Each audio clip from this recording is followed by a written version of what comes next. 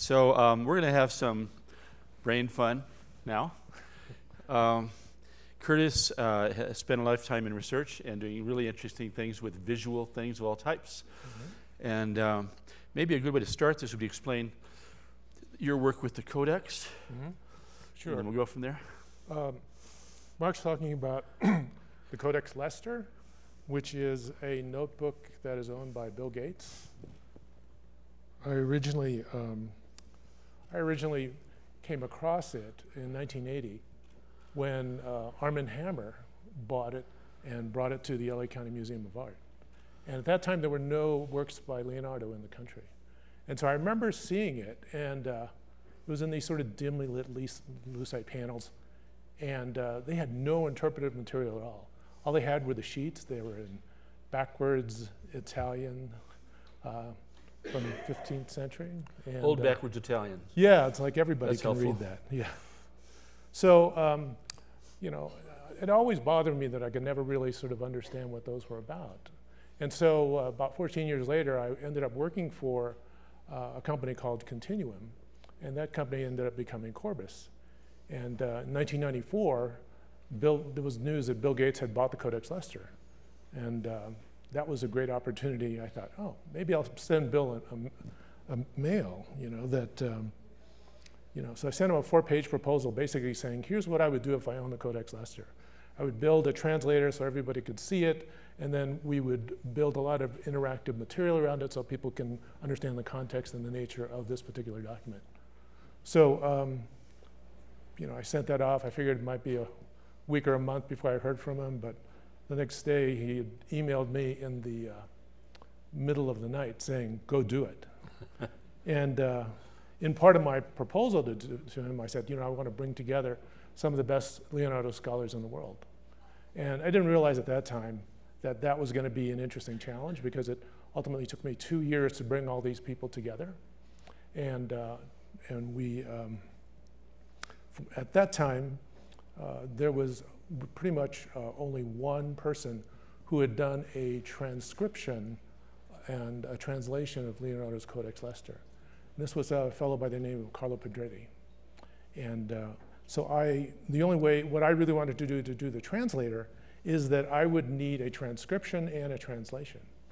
And I sent him a fax saying, you know, we have several other scholars working with us. I'd love for you to join with us, and we'd like to also license your translation and transcription. And so he sends me a fax back, which I wasn't quite sure if it was real or not. But so he basically said, the only way I will work with you is if Bill Gates flies over my villa in Vinci and drops bags of money on me. Which I thought, okay, is this real? So he didn't respond to a second fax. So I thought we were in a quandary, because I couldn't do a translation device without having the original writing. And I searched around, all around the world, to a lot of different scholars, and pretty much everybody said, look, nobody's really done it except for him. He's the guy. He's the guy. And, but you might want to try another fellow. His name is Martin Kemp. And Martin Kemp is a scholar of Leonardo, professor of art and science at Oxford University. He's sort of the go-to guy whenever somebody discovers a work of art and they think it's Leonardo. They usually call him. And he never takes any money, but he comes to and looks at the work. He knows Leonardo, you know, an incredible level of detail. So he gives them advice about whether it is or not. So I started working with him, and we built a CD-ROM. This was a long time ago. This was 1997. And yeah, that was an interesting time. But you know, we ironically managed to get a license from Pedretti, because a co-producer that I had hired, turns out her friend was roommates with Pedretti's assistant, which the odds of that are like infinitely low. And so he agreed to come and work with us. Sally Anderson was also part of that project back then too. So we were fortunate. We put that together, and it became a fairly successful CD-ROM. And the CD-ROM that we used was accompanying the Codex when it would travel. It went to the American Museum of Natural History and a number of other places. And more people spent time on the actual translation device because they really wanted to understand what the Codex was about. Is there water here? Maybe somebody can get me Could some somebody water. bring some water? And so once we ended up with that, we ended up being invited to TED in 1997. Thanks, David. Thanks, David. And we presented it at TED to, there's some people here that were actually there. And it was really, really received well. It was sort of a spontaneous standing ovation. So the license that we got from Pedretti was only for a few years. It was for, I think, 4 years. And after that, we were back in the same position. And when the Codex traveled, we could not show the translator. And that was a real problem. And it made it more difficult for the visitors who were seeing the Codex. And so we realized we needed a new translation. So I worked with Martin. He found another person, Domenico Lorenza, who's a deep, deep Italian expert and has transcribed some works of Leonardo. So about 10 years ago, we started this process to develop a new transcription and translation. And one of the great things that happened for us is we discovered that Pedretti's transcription was based on a 1909 transcription by a guy named Calvi. And that allowed us to get sort of a head start on that particular project. It took us a bit of time to bring a couple of other scholars together for this project, because you just can't find Leonardo scholars anywhere. They're all usually busy with something quite technical. So we managed to do a new transcription and translation, and the reason we were able to do a new one was that our scholar, Domenico, by the way, Martin and Domenico are on the acknowledgement page of Walter Isaacson's book on Leonardo. So these are two really great scholars. They were able to discover that when the Codex was first purchased by the Earl of Leicester, he had a copy of that document made because the information to him was more important in a sense than the document itself. He didn't want it to be lost by the time he was going to get back to England. And so he had made a copy, and it turns out that there ended up being more copies. Now what's interesting about that is we all think of Leonardo as one of the greatest scientists that ever lived. But our traditional metric of a scientist is somebody who comes up with new ideas and publishes them and shares them. And there's really not been any manuscript of Leonardo that has been widely disseminated. There's only one. It's called a Treatise on Painting that was done actually 200 years, printed 200 years after he died. And so the research that my scholar Domenico has been doing, he has ended up discovering these other copies. Some of them, 2 of them, were thought to have been lost in these archives that have material from hundreds of years in the past. So he discovered 2 copies, and then he also discovered the existence of 2 other ones. So quite the hunt. Quite the hunt. And the interesting information about that is that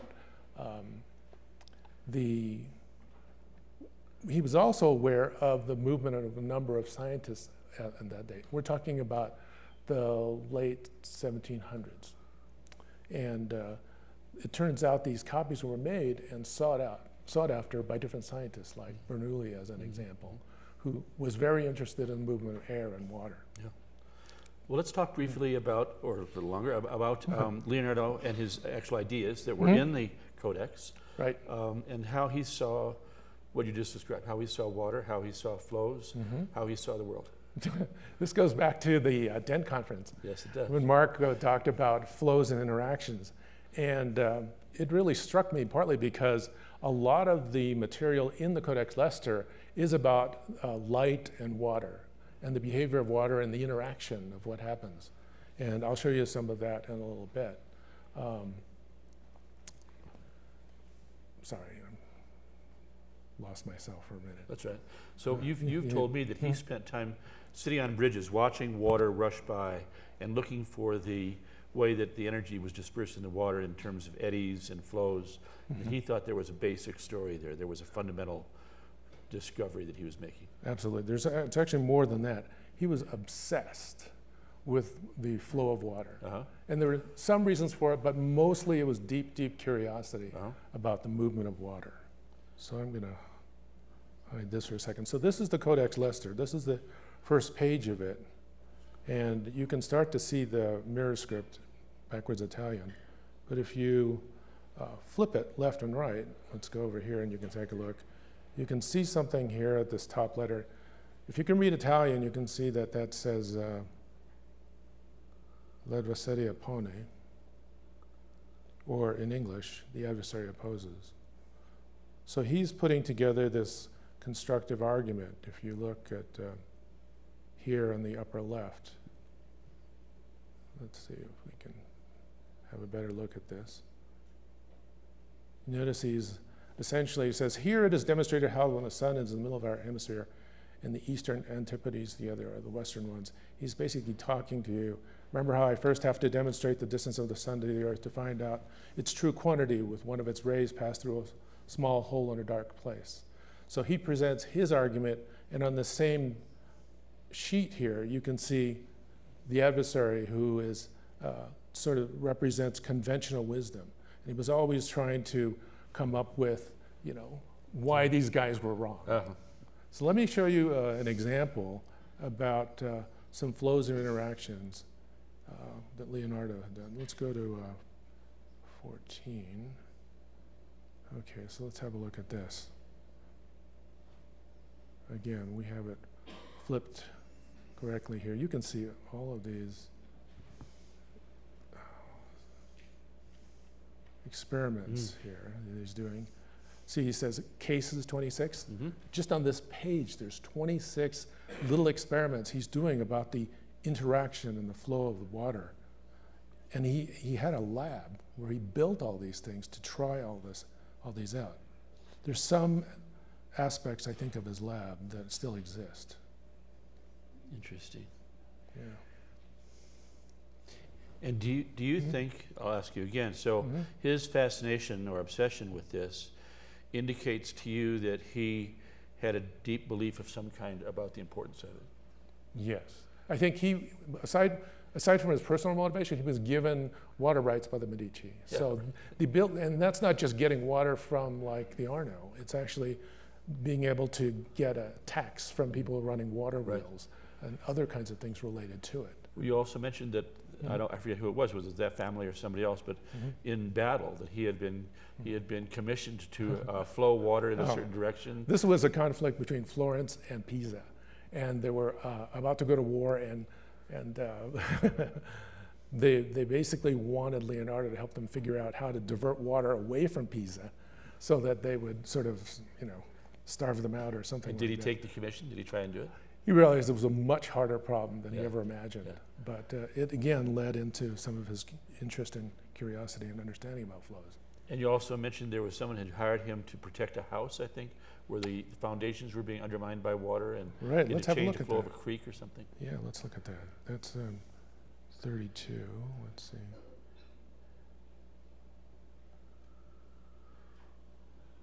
Oops, sorry. Okay. So I'll make this really big so you can still see it.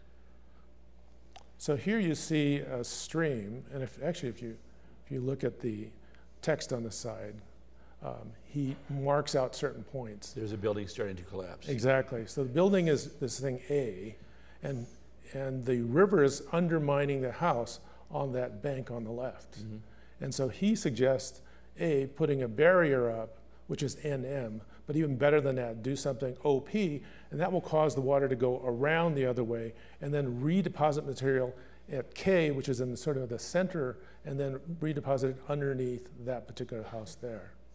So instead of destroying the building, it recreates the support for it. Exactly. So he had an applied and monetary interest, as well as he had a spiritual or scientific interest in it. Absolutely.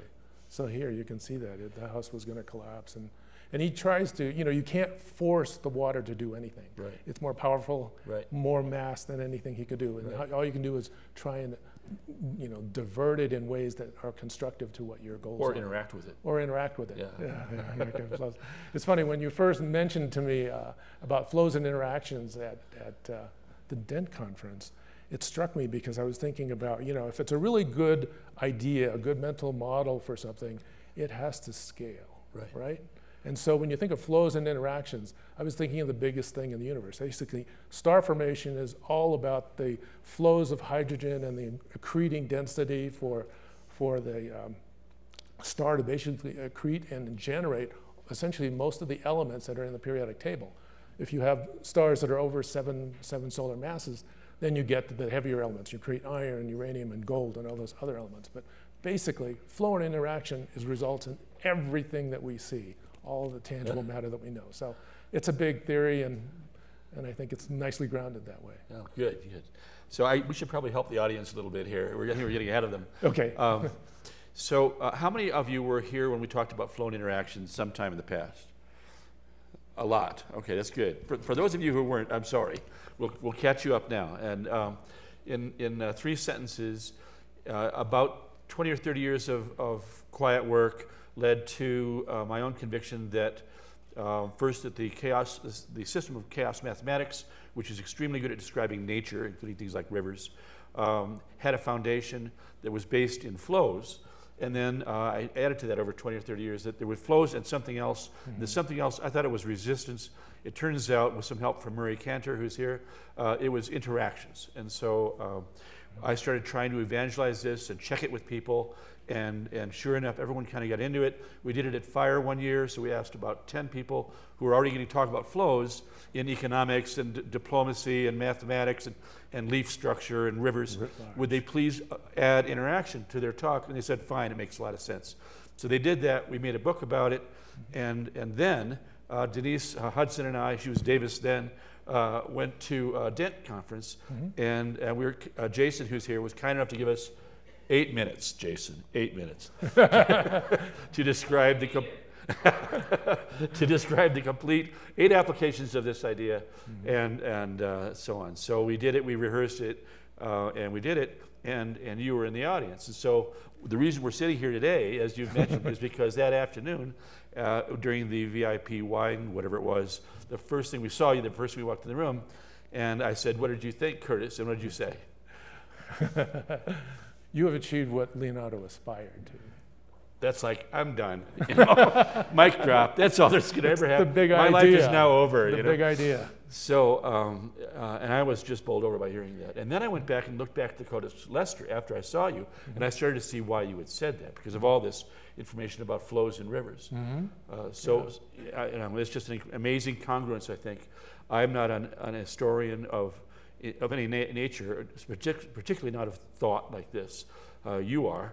But I think that the idea that someone was seeing this so early and was so dedicated to it, what he lacked, of course, there was no chaos mathematics. Right. A lot of this work intellectually had not yet been done. So he picked flow.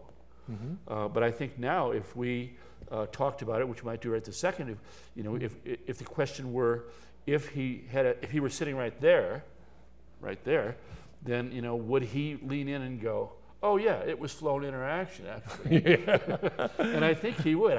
Do you think that's true? Well, his original beliefs were based on something called the microcosm and the macrocosm, and that idea was basically that your human body is like an ecosystem. So like the blood in your veins are like the waters and the rivers and the streams of the world. So he's looking for patterns. He's looking patterns that he can see and how those are writ large in nature. Because if he can understand that pattern, he would be able to understand the fundamental nature of what nature does. The first clue I ever had about flow interaction was from a film on chaos mathematics, which talked about the ability of that math to predict heart arrhythmia.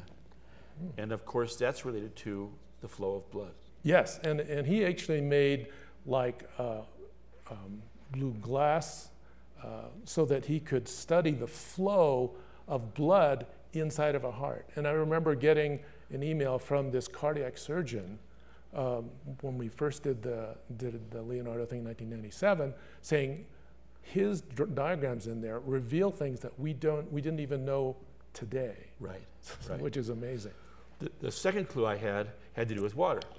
So another amazing thing that chaos math can do is predict when there's a leaky faucet, a rusty faucet, right? Drip, drip, irregular drips, right? Mm-hmm. Well, no one could predict that until they had chaos mathematics. Said, oh, it's very good at predicting the timing of irregular drips through a rusty. And I thought, well, that's also flow. And it's also the interaction of the water with something, right, with the side of that tube. Yeah. So there was a second clue. There's even more experiments with all these different, that's probably one of them as well. Yeah. Well, let me ask you a question. Mm-hmm. The third clue that I had, and that nailed it for me, was that chaos mathematics predicted the shape of a leaf, right? Yeah, a leaf edge. Yeah. And I thought, well, I knew enough about botany to know that's created by the flow of gibberellins, hormones, through the veins of the leaf. So you have this flow, this then encountering the sides of the veins, and then it creates growth in the leaf, and you end up with a shape. Yes. Did he ever see anything like that? I hadn't seen that yet, but it's not. This is only one book. If you look in here, you'll see he talks about something. It's in the second book and the third page or something like that. And you haven't read those books yet? Some of them are lost. Oh, okay. I mean, I don't know how much people know about the Codex Leicester. It's a really unique manuscript, and I've seen a number of Leonardo manuscripts, like the Codex Arundel at the British Library is 550 pages. It's about that thick, and it's kept inside of a room, inside of a vault. That's a lot of security.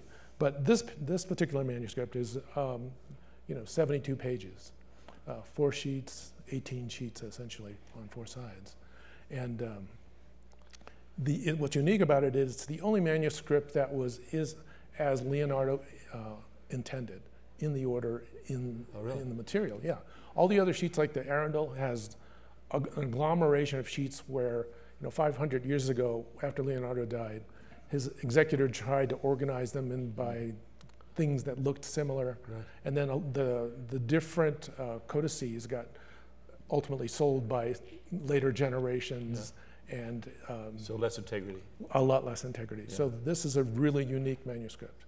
Cool. And it's also the first one, as I said, that has a history. That could be very interesting going forward. Well, when you Curtis mentioned this idea that he had about hydrogen, I'd never heard it before, and I was just like quiet on the phone. It's like, so he said, so Mark, that's the whole universe. Every atom in the universe came from flow and interaction. Every atom except the hydrogen. We know except hydrogen. Hydrogen was we have to figure that out in a separate conversation. Yeah, that's a Big Bang thing. Yeah, but that was an amazing thing to say. Yeah, look how, it's basically, if it works at that scale, it works with everything else. Yeah. Well, I guess we're brothers in war here. We're kind of colleagues. I really appreciate you sharing how old this idea is, and maybe with Leonardo sitting there, how we could bring it back to him. And yeah, that would be wonderful. Finish it up. He would love all the interactive stuff. He would, wouldn't he? Yeah, he's always bouncing from one idea to the other. Yeah. One thing that was interesting, there's it's a manuscript that's about 300 years old. It was written about 200 years after Leonardo died. And I mentioned something called a treatise on painting. There was also a little biography done about Leonardo in that manuscript. It was translated into English. And what's really cool about it is they talk about the painting of the Mona Lisa and the smile.